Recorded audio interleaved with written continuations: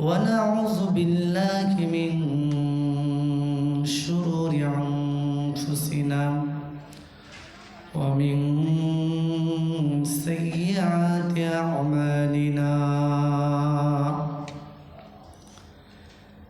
من يهده الله فلا مضل له ومن يضلله فلا هادي له ونشهد أن لا إله إلا الله وحده لا شريك له ونشهد أن سيدنا ونبينا ومولانا محمدا صلى الله عليه وسلم عبده ورسول الذي أرسله بالحق بشيرا ونذيرا وداعيا إلى الله بإذنه وسراجا منيرا إن الله وملائكته يصلون على النبي يا أيها الذين آمنوا صلوا عليه وسلموا تسليما اللهم صل على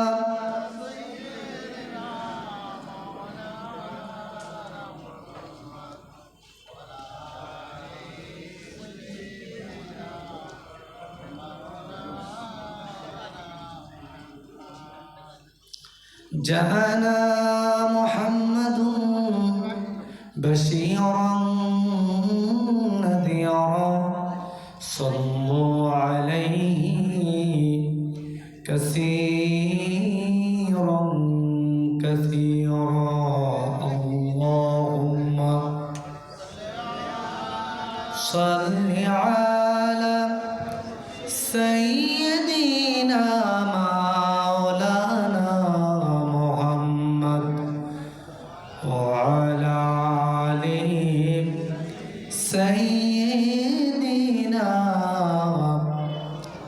مولانا محمد কোথায় আছেন প্রাণের রাসূল আমাদেরই সারিয়া আপনি সারা কিলা হবে এই ভুবনে বসিয়া আল্লাহুম্মা সাল্লি আলা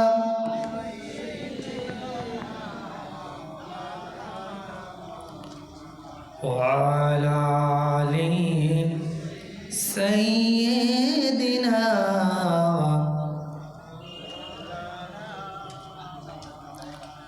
أما بعد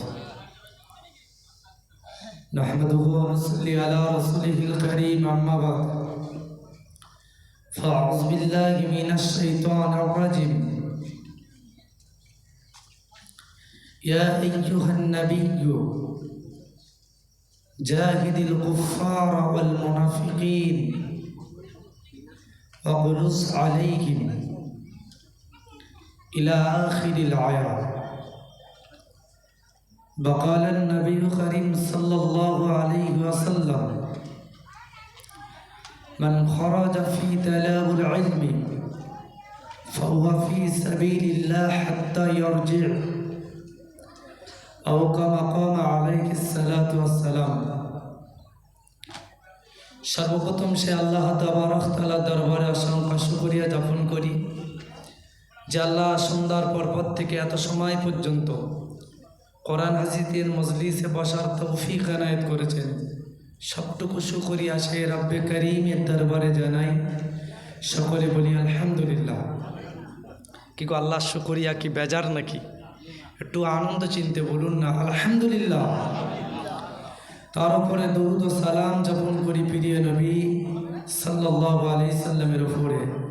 সকলে বলি না সাল্লাল্লাহু আলাইহি ওয়াসাল্লাম। ভাই, মানুষ যারা উঠে গিয়েছেন, প্রথম ভাবছিলাম যে হুজুরের সঙ্গে মুসাফা করতে গিয়েছেন, এখন ভাবছি যে হয়তো অন্য কিছু হতে পারে। শীতের রাত গিয়ে শুয়ে পড়লে তো আর আসবে না। বিষয় হলো অন্তত অস্ত শুনবেন। যদি মনোনীত না হয়, রুহের খোরাক না পান, তখন বাড়ি যাবেন। কিন্তু যদি একেবারে আপনাদের কাছে নতুন মানুষ, শোনার আগেই যদি চলে যান, তাহলে এখানে তো আমার তো কোনো ফল্ট নয়, কারণ আপনি তো শোনার আগেই চলে গেলেন। সেহেতু আপনার রুহের খোরাক যদি না হয় তখন চলে যাবেন, এটা মানানসই ছিল। কিন্তু শোনার আগেই আমন্ত্রিত অতিথি আপনাদের আমি, যদি আমার কাছ থেকে শোনার আগেই চলে যান, এটা কিন্তু আপনার মেহমানের সঙ্গে ভালো আচরণ হবে না। তাই যদি রাস্তাঘাটে এখনও ঘোরাফেরা করেন, এদিক ওদিকে থাকেন, অন্তত মজলিসে আসুন। দেখুন ইনশাল্লাহ আমাদের রুহের খোরাক আসবে, বলি না ইনশাল্লাহ। তো যারা আছেন আলহামদুলিল্লাহ, আপনাদেরকে অন্তরের অন্তরস্থল থেকে মোবারকবাদ জ্ঞাপন করছি যে আপনারা অন্তত মেহমানের মর্যাদা রেখেছেন।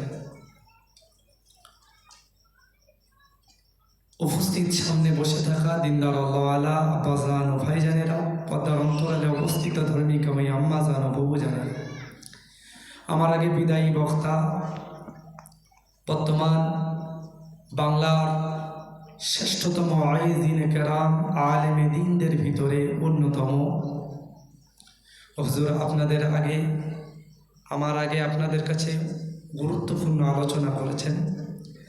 কি আলোচনা করেছেন তা আমি অবশ্যই প্রথম থেকে জানতেও পারিনি, তবে শেষে এসে দু একটা কথা যা বুঝেছি,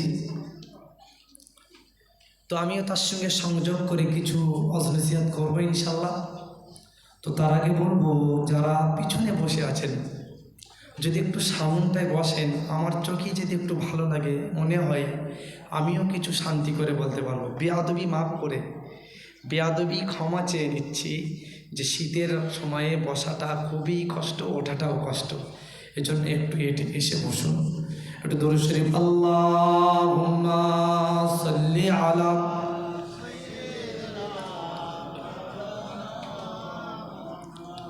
একটু সামনে উঠুন, আসেন বাবু, আসেন সামনটা, আসেন, আসুন না, আসুন। কলেমা জিকিরে লা ইলাহা ইল্লাল্লাহ, লা ইলাহা ইল্লাল্লাহ, লা ইলাহা ইল্লাল্লাহ,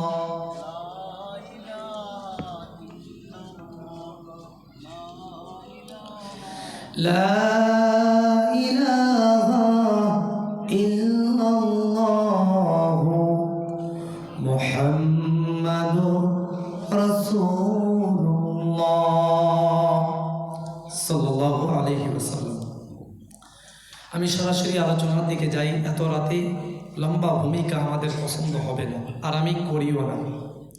প্রিয় সুধী, কোরআনুল কারীমের একটি আয়াত পড়েছি। আয়াতটি হলো, আল্লাহ যদি চান এই আয়াতের ওপরই ওয়াজ করব বাকি সময়টা, যতক্ষণ পর্যন্ত ফুরফুরা শরীফ থেকে আওলাদে মুজাদ্দিদে জাবান যত সময় পর্যন্ত না আসেন, ইনশাল্লাহ আপনাদের ধৈর্য আছে তো ইনশাল্লাহ। ইনশাল্লাহ আল্লাহ তাবারক তাআলা বললেন, ইয়া আইয়ুহান নাবিয়্যু জাহিদিল কুফার ওয়াল মুনাফিকিন। আল্লাহ বললেন, হে নবী, তুমি সংগ্রাম করো, জিহাদ করো কাফেরদের বিরুদ্ধে আর মুনাফিকদের বিরুদ্ধে। জোরে বলুন সুবহানাল্লাহ। কে বললেন? আল্লাহ রাসূলকে বললেন, হে নবী, সংগ্রাম করো কাফেরদের বিরুদ্ধে আর মুনাফিকদের বিরুদ্ধে। ওয়াগলুজ আলাইহিম, আর তাদের প্রতি কঠোর হও, শক্ত হও। আল্লাহ মুনাফিকদের প্রতি আর কাফেরদের প্রতি রাসূল করিম সাল্লাল্লাহু আলাইহি সাল্লামকে শক্ত হতে বললেন। আমি আয়াত আপনাদের কাছে রেখেছি। কাফেরদের বিরুদ্ধে আল্লাহ তাআলা যুদ্ধ করতে বললেন। তাফসিরে বাইজাবিতে এই আয়াতের তাফসির এসছে যে জাহিদিল কুফার, কাফেরদের বিরুদ্ধে যুদ্ধ হবে বিসাইফি, তরবালের যুদ্ধ, অস্ত্রের যুদ্ধ। আর মুনাফিকদের বিরুদ্ধে যুদ্ধ হলো বিল্লিসানি, জবানের যুদ্ধ। জোরে বলুন সুবহানাল্লাহ। আর একবার জিল্লে বলবেন না সুবহানাল্লাহ। কারণ যদি কেউ মুনাফিকদের বিরুদ্ধেও যদি অস্ত্রের জিহাদ করে, জিহাদ কিভাবে শিখব? জিহাদ এটা তো এক এক মানুষ এক এক রকম করে ব্যাখ্যা দেয়। যারা ইসলাম বিরোধী তারা তাদের মতো ব্যাখ্যা দিয়ে ইসলাম ফোবিয়া ছড়ায়। কিন্তু জিহাদের ব্যাখ্যা নিতে হবে তো হযরত মুহাম্মদ সাল্লাল্লাহু আলাইহি সাল্লামের কাছ থেকে। জোরে বলুন সুবহানাল্লাহ। কার কাছ থেকে? হযরত মুহাম্মদ সাল্লাল্লাহু আলাইহি সাল্লামের কাছ থেকে। কারণ কোরআন নাজিল হয়েছে রাসূলের ওপরে, আর এই কোরআনের পূর্ণ ব্যাখ্যা তো রাসূলই দিতে পারেন। কোরআনুল কারীমে আল্লাহ রাব্বুল আলামিন বলেন, ইয়া আইয়ুহান নাবিয়্যু, হে আমার নবী, জাহিদিল কুফারা ওয়াল মুনাফিকিন, হে নবী কাফেরদের বিরুদ্ধে জিহাদ করো, মুনাফিকদের বিরুদ্ধে জিহাদ করো। কাফেরদের বিরুদ্ধে কেমনে জিহাদ করতে হবে, কাফেরদের বিরুদ্ধে কেমনে লড়াই করতে হবে, কেমনে সংগ্রাম করতে হবে, রাসূল করিম সাল্লাল্লাহু আলাইহি সাল্লাম তা শিখিয়ে গিয়েছেন। তাওহীদের চিত্র, বদরের চিত্র, মুতার চিত্র, খন্দকের চিত্র আল্লাহ রাব্বুল আলামিনের নবী উম্মতের কাছে স্পষ্ট করে দিয়েছেন। জিহাদ কিভাবে করতে হবে, জিহাদের চিত্র রাসূলুল্লাহ জীবন দশায় নবীজি দেখিয়ে গিয়েছেন। ভাই আমার, বন্ধু আমার, কিন্তু মুনাফিকদের বিরুদ্ধে কিভাবে জিহাদ করতে হবে আল্লাহর নবী সাল্লাল্লাহু আলাইহি সাল্লামের যুগে হযরত ওমর বিশ্ব নবীর কাছ থেকে সহযোগে অনুমতি চাইতে, ইয়া রাসূলুল্লাহ অনুমতি প্রদান করুন, মুনাফিকদের কল্লা গুনাহ আউট করে দেব। আল্লাহর নবী নূর নবী মুহাম্মদ রাসূলুল্লাহ সাল্লাল্লাহু আলাইহি ওয়াসাল্লাম বিশ্ব নবী বলেছিলেন, ইয়া আমার সাহাবারা, না না না না না না না, মুনাফিকদের বিরুদ্ধে তরবাল দিয়ে মারা যাবে না, মুনাফিকদেরকে অস্ত্র দিয়ে আঘাত করা যাবে না। তাহলে কাফের বেঈমানরা সমালোচনা করবে ইসলামের, তারা বলবে দেখো মুসলমানেরা নিজেরা নিজেদের ভাইকে কতল করে, নিজেরা মারামারি কাটাকাটি লিপ্ত হয়ে যায়, বিবাদে লিপ্ত হয়ে যায়। আল্লাহ নবী বলেন কাফেরদের বিরুদ্ধে জিহাদ হবে, ডাইরেক্ট সংগ্রাম, ডাইরেক্ট অ্যাকশন হবে, তরবালের যুদ্ধ হবে। কিন্তু না না না, মুনাফিকদের বিরুদ্ধে তরবালের যুদ্ধ হবে না। নবীজি বলেন মুনাফিকদের বিরুদ্ধে যুদ্ধ হবে জবানের যুদ্ধ, দালিল আদিল্লার যুদ্ধ। দালিল দিয়ে মুনাফিক যখন হুজুর সেজে যখন স্টেজে আসবে, মুনাফিক যখন সমাজে যখন পীর সেজে আসবে, মুনাফিক যখন দাঈল আল্লাহ সেজে আসবে, মুনাফিক যখন হযরত সেজে আসবে, তখন যুগের মুহাদ্দিসে কেরাম, যুগের ওলামায়ে কেরাম, যুগের হযরতগণ তখন মুনাফিকদেরকে উম্মতের সামনে দালিল পেশ করে স্পষ্ট করে দেবে। জেনে বলুন সুবহানাল্লাহ। এটা হলো মুনাফিকদের বিরুদ্ধে জিহাদ। তাহলে কাফেরদের বিরুদ্ধে যেমন জিহাদ হয়, ডাইরেক্ট জিহাদ, অস্ত্রের জিহাদ, মুনাফিকদের বিরুদ্ধে এই অস্ত্রের জিহাদ করা যায় না। তো মুসলমান সমাজের সবচাইতে বেশি যেটা ক্ষতি, সবচাইতে বেশি যেটা ক্ষতি হয় সেটা ডাইরেক্ট কাফেরদের দ্বারাই না মুনাফিকদের দ্বারাই? কথা বলছেন না? কাদের দ্বারাই? মুনাফিকদের দ্বারাই। ওই জন্যই মুনাফিকদের মুখোশ উন্মোচন করার জন্য এমন জলসা নসিহাতগুলো অবশ্যই প্রয়োজন।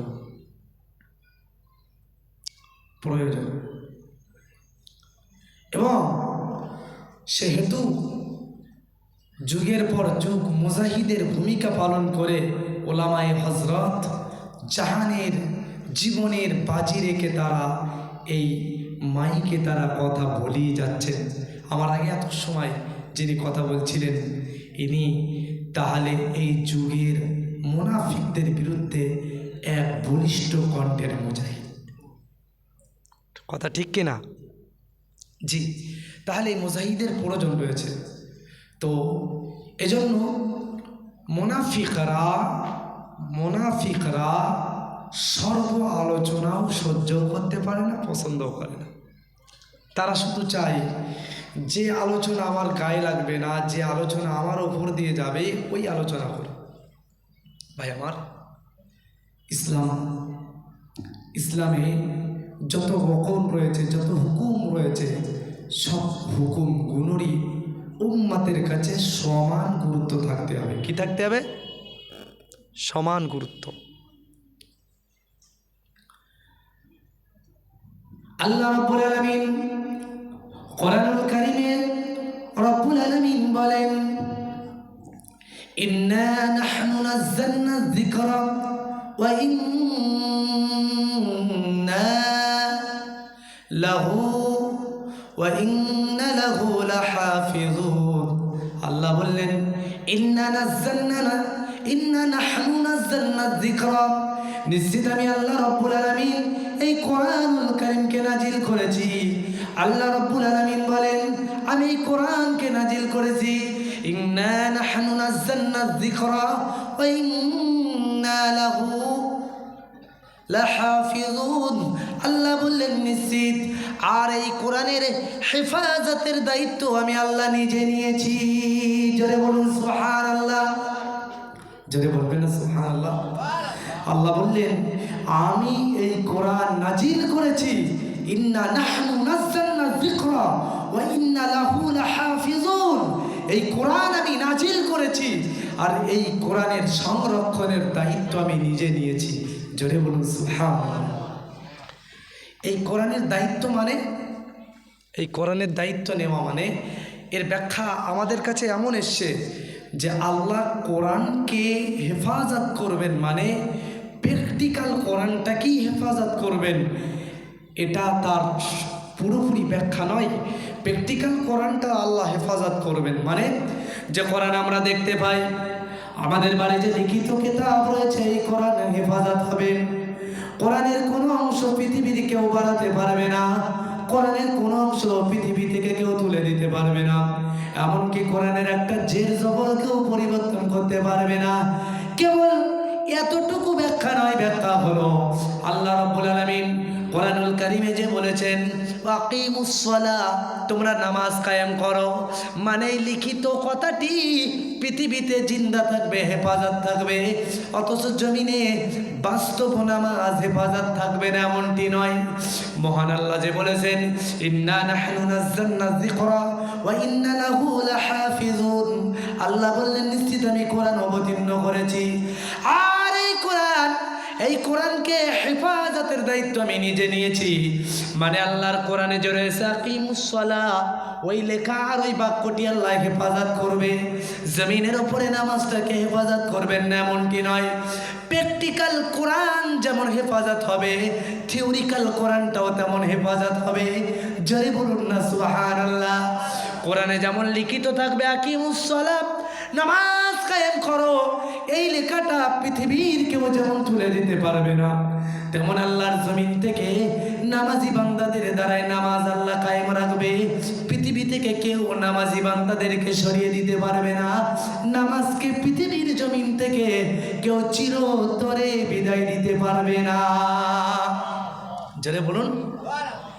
কোরআনে রয়েছেন, কোরআনুল কারীমে আমার আল্লাহ রাব্বুল আলামিন বলেছেন, কুতিবা আলাইকুমুস সিয়ামু কামা কুতিবা আলাল্লাযীনা মিন ক্বাবলিকুম লাআল্লাকুম তাত্তাকুন।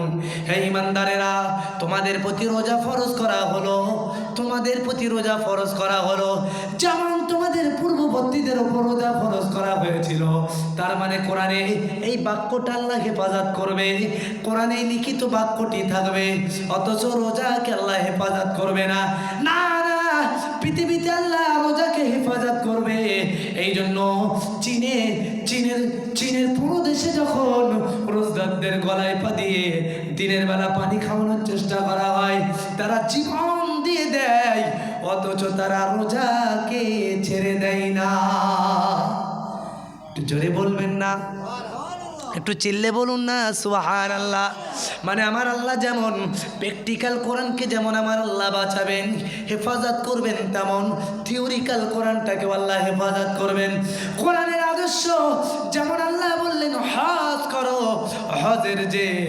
হজের যে হুকুমটা লিখিত যেমন থাকবে, হজের বাস্তবটাও তেমন দুনিয়ায় আল্লাহ হেফাজত করবে।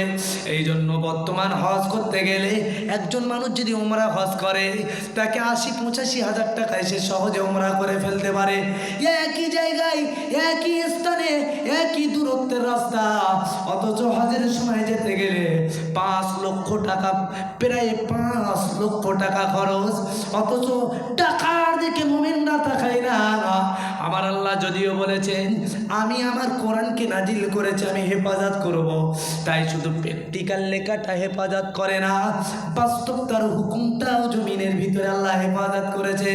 তাই ৫ লক্ষ টাকা হজের খরচ হবার পরেও আগের বারে যে এবারে যে হজ হয়ে গিয়েছে, প্রায় ৩০ লক্ষ মানুষ একসঙ্গে হজ আদায় করেছে। যদি বলবেন না, কারণ আমার আল্লাহর দিনকে হেফাজত করবেন, আমার আল্লাহর প্রিয় বান্দাদের দ্বারাই আল্লাহর দিনকে হেফাজত করবেন, আল্লাহর প্রিয় বান্দাদের দ্বারাই আমার আল্লাহ রাব্বুল আলামিন তার দিনকে হেফাজত করবেন। শুধু লিখিত হুকুমটাকে হেফাজত করবেন না, শুধু বাক্যটাকে হেফাজত করবেন না, বরং আল্লাহর যে বিধান রয়েছে আল্লাহর জমিনে কিয়ামত পর্যন্ত আল্লাহ রাব্বুল আলামিন হেফাজত করবেন। আল্লাহর কোরআনের একটি আয়াত রয়েছেন, তোমরা জিহাদ করো, চেষ্টা করো আল্লাহর রাস্তায়। এই জন্য পৃথিবীর কাফের বেঈমানরা যতই বলেন, মহান আল্লাহ কোরআনে বলেছেন ইয়া আইয়ুহাল্লাযীনা আমানু হাল আদুল্লুকুম আলা তিজারাতিন তুনজিকুম মিন আযাবিন আলীম তু'মিনুনা বিল্লাহি ওয়া রাসূলিহি ওয়া তুজাহিদুনা ফি সাবিলিল্লাহ। মহান আল্লাহ রাব্বুল আলামিন বলেন, হে ঈমানদারেরা, আমি আল্লাহ রাব্বুল আলামিন, আমি আল্লাহ তাআলা কি হাল আদুল্লুকুম আলা তিজারাতিন তুনজিকুম মিন আযাবিন আলীম, আমি আল্লাহ কি তোমাদের এমন কোনো ব্যবসা শিখিয়ে দেবো না যে ব্যবসা তোমাদেরকে জাহান্নামের আযাব থেকে হেফাজত করে। আল্লাহ নিজে বলছে, হে ঈমানদারেরা, কে বলছে? আল্লাহ নিজে বলছে, আমি কি তোমাদের এমন কোনো ব্যবসা শিখিয়ে দেব না? হাল আদুল্লুকুম আলা তিজারাতিন তুনজিকুম মিন আযাবিন আলীম, যে ব্যবসা তোমাদেরকে জাহান্নামের আযাব থেকে হেফাজত করে। যদি বলবেন না সুবহানাল্লাহ। আল্লাহ বললেন তুমিনুনা বিল্লাহ, তোমরা আল্লাহর ওপর ঈমান আনো, ওয়া রাসূলিহি, এবং নবীর প্রতি ঈমান আনো। তারপরে আল্লাহ বললেন ওয়া তুজাহিদুনা ফি সাবিলিল্লাহ, এবং তোমরা আল্লাহর রাস্তায় জিহাদ করো, চেষ্টা সাধনা করো। জোরে বলুন সুবহানাল্লাহ। চিল্লে বলবেন না? জি ভাই আমার, বন্ধু আমার, তার মানে আমার আল্লাহ কোরআনুল কারীমে জিহাদের আয়াত আমার আল্লাহ যেমন দিয়েছেন, আমার আল্লাহ রাব্বুল আলামিন কোরআনুল কারীমে অপর জায়গায় বলেন, সূরা নিসার ভিতর আল্লাহ বলেন আল্লাযীনা আমানু ইউকাতিলুনা ফি সাবিলিল্লাহ। মহান আল্লাহ বলেন নিশ্চিত যারা ঈমানদার, নিশ্চিত যারা ঈমানদার, নিশ্চিত নিশ্চিত যারা ঈমানদার, কলেমা পড়া মুসলমান, আল্লাযীনা আমানু, নিশ্চিত যারা ঈমান এনেছে, আমি আল্লাহ বলছি, ইউকাতিলুনা ফি সাবিলিল্লাহ, তারা মরে, তারা সংগ্রাম করে আল্লাহ রাব্বুল আলামিনের রাস্তায়। জোরে বলুন। ঈমানদাররা কোন রাস্তায় মরে? ঈমানদারেরা মরে আল্লাহর রাস্তায়।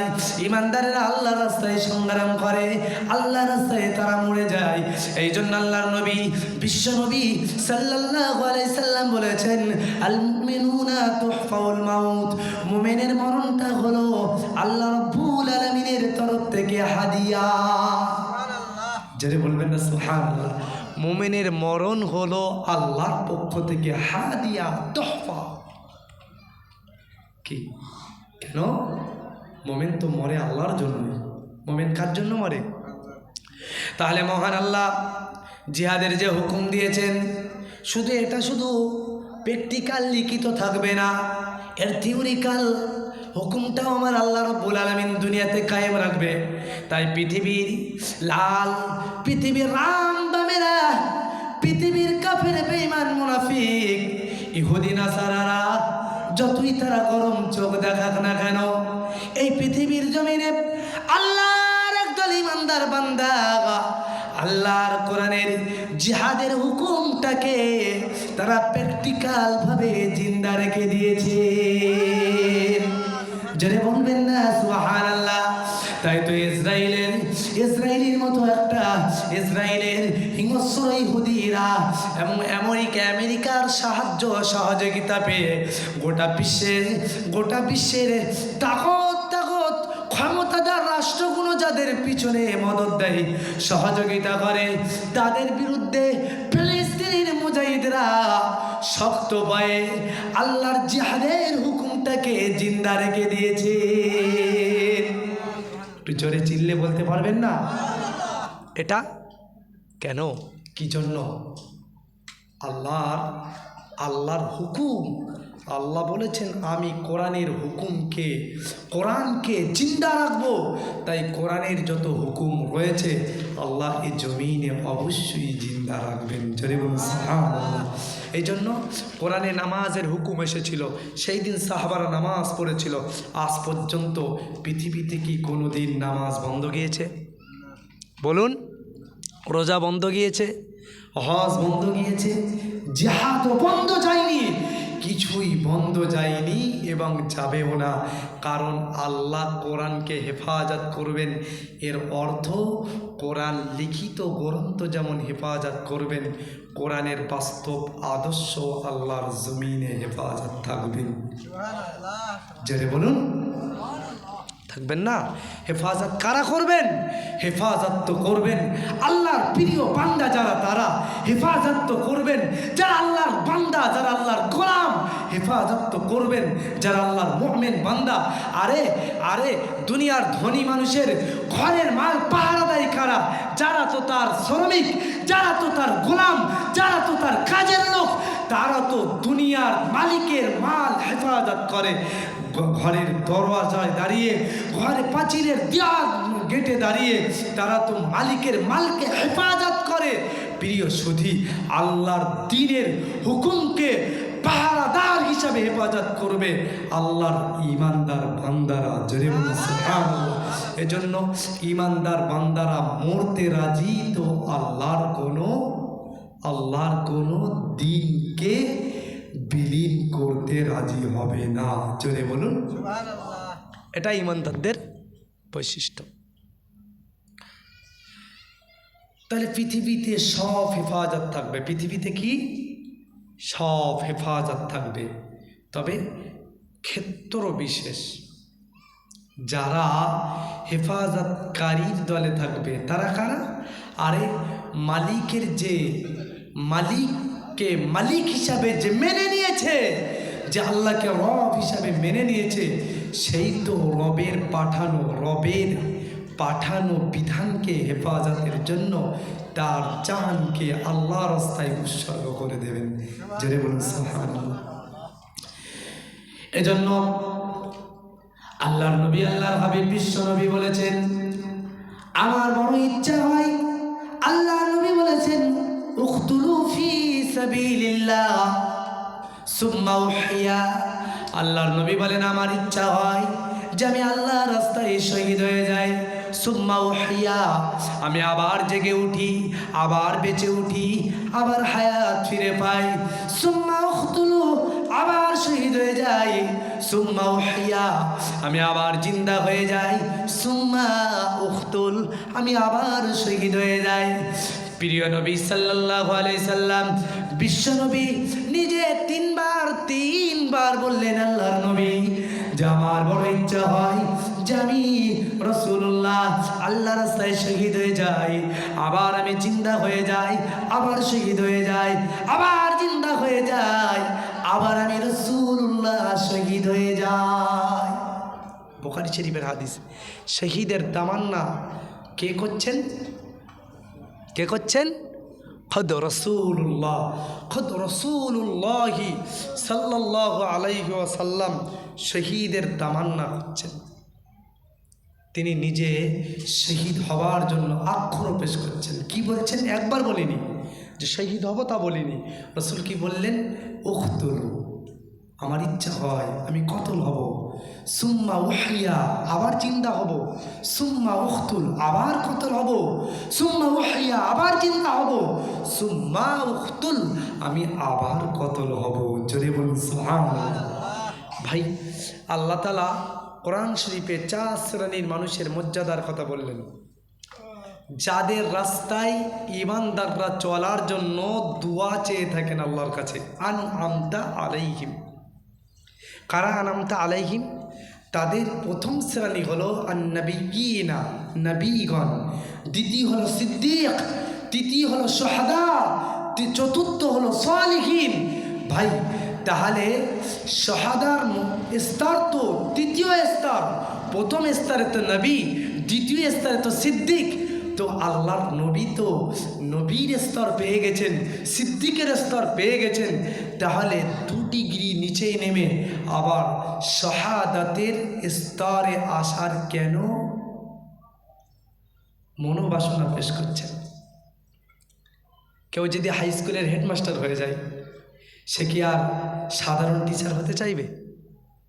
তো নবীর স্তর যে পেয়ে গিয়েছেন আমার রাসূল, তাহলে নবী কেন আবার তৃতীয় ধাপে এসে শাহাদাতের স্তরে আসতে চাচ্ছেন?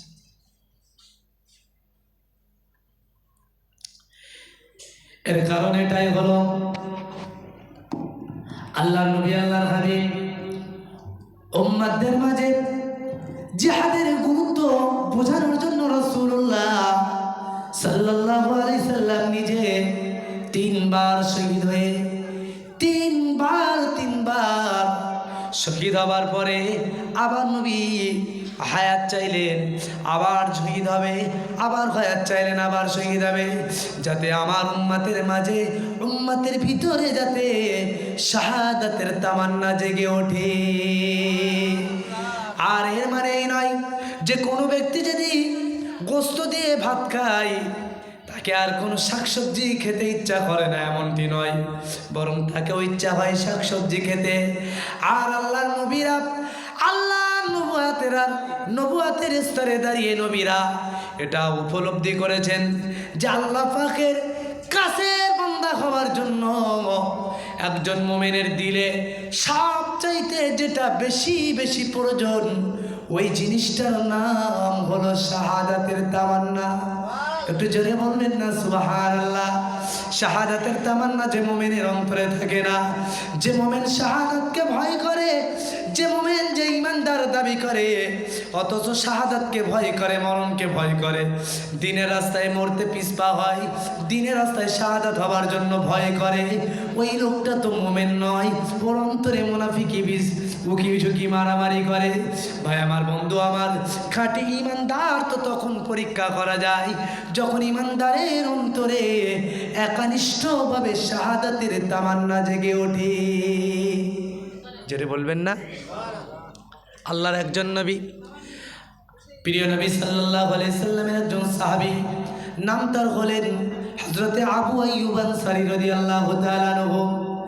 আবু আইয়ুব আনসারী রাদিয়াল্লাহু তাআলা আনহু, হুজুর আমার বয়স তখন 110 বছর পার হয়ে গেল, একেবারে অসুস্থ হয়ে গেল, উঠতে পারে না, চলতে পারে না, বিছানায় শায়িত রয়েছে, মৃত্যুর প্রায় কাছাকাছি পৌঁছে গিয়েছে। আবু আইয়ুব আনসারী রাদিয়াল্লাহু তাআলা আনহু, তার 10 খানা পুত্র সন্তান ছিল, 10টি ছেলেই আল্লাহর দ্বীনের রাস্তায় তারা মুজাহিদ ছিল। আবু আইয়ুব আনসারী একদিন ছেলেদেরকে ডেকে ডেকে বলল, হে আমার ছেলেরা, আমি তোমাদের পিতা আবু আইয়ুব আনসারী, আমার জীবনে বড় শখ ছিল আমি আল্লাহর রাস্তায় শহীদ হয়ে শহীদের তামান্না নেব, কিন্তু না, আমি তখন মৃত্যু সজ্জায় বিছানায় শহীদ হয়ে গিয়েছি। আমার বড় তামান্না, আমার বড় ইচ্ছা, আমার বড় তামান্না, আমি জিহাদের ময়দানে গিয়ে শহীদ হব। ছেলেরা বলে, আব্বা জান, এই বয়সে এটা কেমনে সম্ভব হবে, কেমনে সম্ভব হবে জিহাদের ময়দানে গিয়ে শহীদ হওয়া? কারণ কেমনে জিহাদের ময়দানে শহীদ হবা এই বয়সে কেমনে সম্ভব হবে? আপনি নিজে উঠতে পারেন না, চলতে পারেন না, বসতে পারেন না, দাঁড়াতে পারেন না, মৃত্যু শয্যায় শহীদ রয়েছেন, এখন আপনি জিহাদের ময়দানে কেমনে যাবেন? আর জিহাদের ময়দানে বাগিয়ে কি করবেন? হযরত আবু আইয়ুব আনসারী ছেলেদেরকে ডেকে বলে, হে আমার ছেলেরা, আমার জীবন আমি বুঝতে পারছি যে আমি আর বেশি দিন দুনিয়ার জমিনে হায়াতে পাবো না, আমি বেশি দিন দুনিয়ার জমিনে বাঁচবো না, তাই আমি তোমাদেরকে বলছি, শোনো রে, তোমরা জিহাদের ময়দানে যখন জিহাদ করতে চলে যাবে, জিহাদের ময়দানে যখন তোমরা জিহাদে চলে যাবে, তখন তোমরা আমাকে তোমাদের সঙ্গে নিয়ে যাবে। আমি জিহাদের ময়দানে গিয়ে তোমাদের কাফেলায় আমি মুজাহিদ হিসেবে থাকতে চাই। আমি বুঝতে পারছি যে আমি তোমাদের কোনো উপকারে আসবো না, আমি তোমাদের কোনো উপকারে আসতে পারবো না, আমি তোমাদের সঙ্গে যুদ্ধ করতে পারবো না, কাফেরদের বিরুদ্ধে না তরবাল ধরতে পারবো না, তীর মারতে পারবো না, তোমাদের জন্য কোনো সহযোগিতা করতে পারবো, তবে আমি বুঝতে পারছি আমি জীবনে বেশি দিন আর বাঁচবো না, আর মৃত্যু মনে হয় খুব সন্নিকটে চলে এসেছে। আমি যদি তোমাদের কাফেলার ভিতরে মারা যাই, আমার লাশটাকে তোমরা দাফন করবে না, কাফন করবে না, তোমরা আমার লাশটাকে ওইভাবে কাফেরদের কাছাকাছি ফেলে দিও। আমার লাশ পটে, আমার লাশ 1 দিন 2 দিন 3 দিন যেতে যেতে লাশখানা পচে দুর্গন্ধ বার হবে, আর আমার ওই লাশের দুর্গন্ধটা কাফেরদের নাকে যাবে, তারা যতটুকু কষ্ট পাবে, আমি আবু আইয়ুব আনসারী আমার জীবনে ওটা আমার পক্ষ থেকে তোমাদের জন্য আল্লাহ রাস্তায় জিহাদ মনে করি। জোরে বলবেন না আল্লাহু আকবার, কি জিহাদের তামান্না।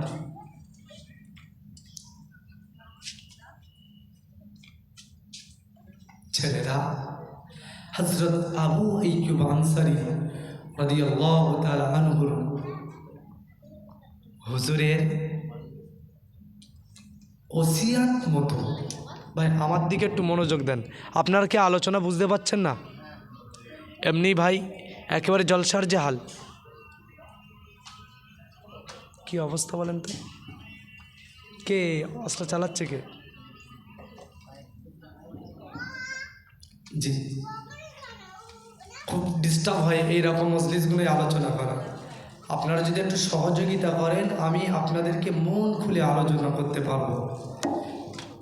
একটু সহযোগিতা করেন, একটু তাকবীর দেন তো, নারে তাকবীর, নারে তাকবীর, নারে তাকবীর। জি, একটু আরেকবার বলবো, একটু সামনে এগিয়ে আসেন না, একটু সামনে এগিয়ে আসেন, খুব ডিস্টার্ব ফিল করছি আলোচনা করতে, একটু সামনে এগিয়ে আসেন, একটু সামনে আসেন না ভাই, আসেন, আল্লাহর রাস্তায় একটু সামনে আসেন।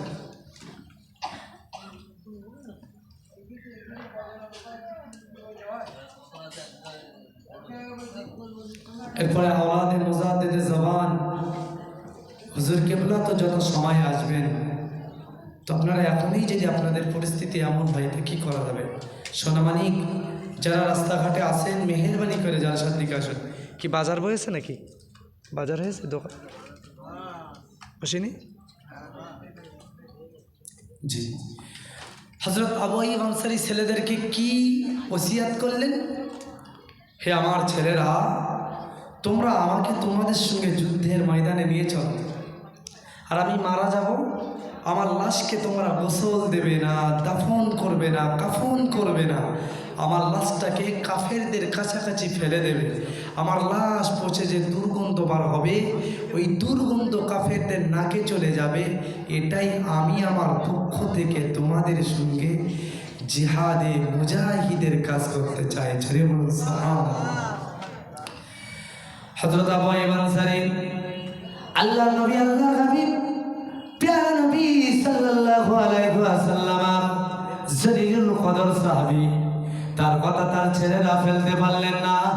আবু আইয়ুব আনসারীর হুজুরের আদেশ অনুযায়ী, ওসিয়ত অনুযায়ী ছেলেরা তাকে জিহাদের ময়দানে সঙ্গী করে নিলেন।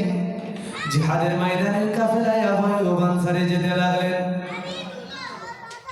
এরাই মানুষের মনোযোগ গুণ বেশি নষ্ট করে দেন।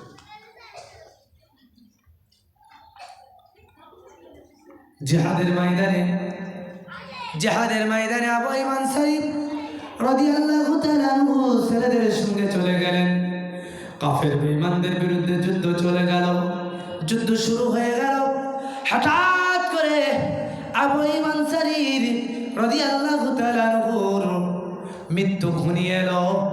ছেলেদের সামনে তিনি ইন্তেকাল করলেন, রাসূলের সাহাবী ইন্তেকাল করলেন, কিন্তু ওসিয়ত অনুযায়ী জানাজা আদায় করলেন, কিন্তু দাফন করার কোনো ব্যবস্থা করতে পারলেন না।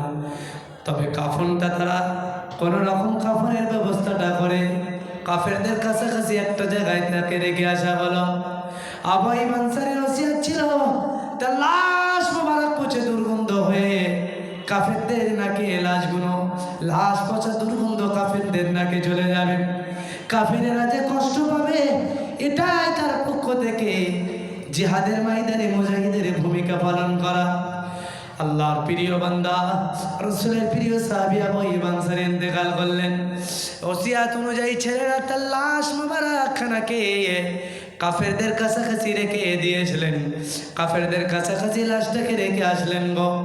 কিন্তু না, একদিন চলে গেল, 2 দিন চলে গেল, 3 দিন চলে গেল, 4 দিন চলে গেল, লাশ থেকে কোনো পচা দুর্গন্ধ বার হয় না। লাশ তো পচে না, সরে না। কারণ আমার আল্লাহ রাব্বুল আলামিন কোরআন শরীফের অপর জায়গায় বললেন, যারা আমার রাস্তায় যারা শহীদ হয়ে যায়, তোমরা তাদেরকে মরা বলো না।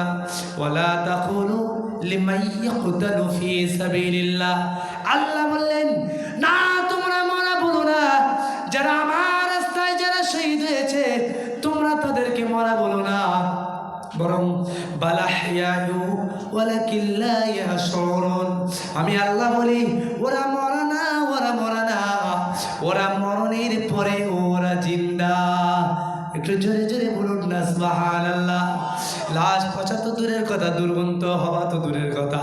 আবু আইয়ুব আনসারী রাদিয়াল্লাহু তাআলা আনহুর লাশ যখন 1 সপ্তাহ পার হয়ে গেল, লাশ মোবারক থেকে কোনো দুর্গন্ধ বার হয় না, লাশ মোবারক থেকে কোনো পচা দুর্গন্ধ বার হয় না, লাশ থেকে কোনো দুর্গন্ধ বার হওয়া তো দূরের কথা, বরং লাশ মোবারক থেকে এমন খুশবু বার হতে লাগলো, এমন খুশবু বার হতে লাগলো, এমন খুশবু বার হতে লাগলো, যা বসন্তের বাতাসে যেন তাদেরকে পাগল করে দেয়। হঠাৎ করে দেখা গেল কাফেরদের নাকে আবু আইয়ুব আনসারীর লাশ মোবারক থেকে যে ঘেরান, মিশকে আম্বারার মতো যে সুখ ঘেরান যে সরাতে লাগলো, ওই সুখ ঘেরান যখন কাফেরদের নাকে চলে গেল, তারা ওই ঘেরান পেয়ে পাগলা হয়ে গেল, দিয়ানা হতে লাগলো। তরবালকে তারা উঁচু করে সম্বোধন করে বলল, হে আল্লাহর নবীর সাহাবীরা, হে মুজাহিদ ভাইরা, হে মুসলমান ভাইরা, তোমাদের তরবালটা একটুখানি শান্ত করো, তোমরা একটুখানি দাঁড়িয়ে যাও, তোমাদের সঙ্গে আমাদের একটু বোঝাপড়া রয়েছে।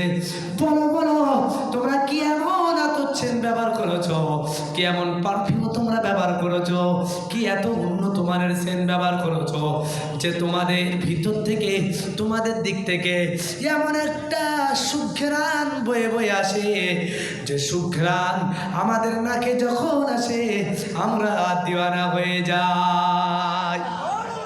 জোরে জোরে বলবেন না সুবহানাল্লাহ। নবীজির সাহাবারা চিল্লে বলেন না না না না, আমরা কোনো পারফিউম মাখিনি, আমরা কোনো আতর সেন্ট ব্যবহার করিনি, আমরা এমন কোনো উত্তম উন্নত মানের কোনো সেন্ট আমরা ব্যবহার করিনি।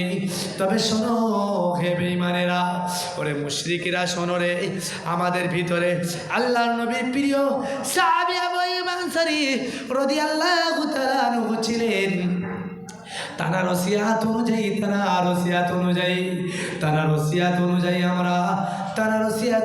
আমরা তার লাশ মোবারককে দাফন করিনি, কেবল কাফনের ব্যবস্থা করে তোমাদের কাছাকাছি রেখে দিয়ে এসেছি। আর তার ওসিয়াত ছিল যে আমার লাশ দুর্গন্ধ বার হবে, যা কাফেরদের জন্য কষ্টদায়ক হবে। কিন্তু না, দুর্গন্ধ তো দূরের কথা, আল্লাহ তাবারাক তাআলা তার লাশ মোবারক থেকে